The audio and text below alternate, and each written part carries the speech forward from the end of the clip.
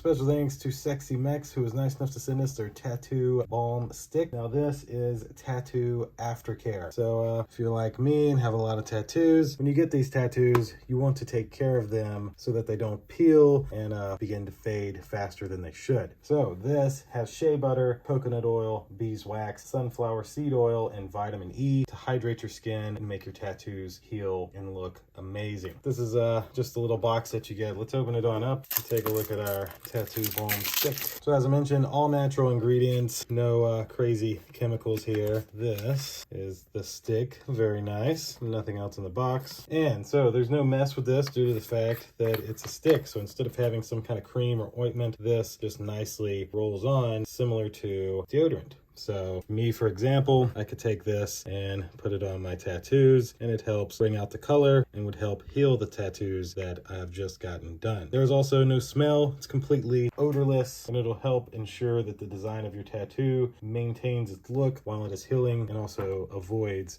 your tattoo getting infected. Thanks again to this company who was nice enough to send me their tattoo aftercare cream, 100% organic, and this is 2.6 ounces. Thank you all for watching. We'll see you in the next one. Deuces.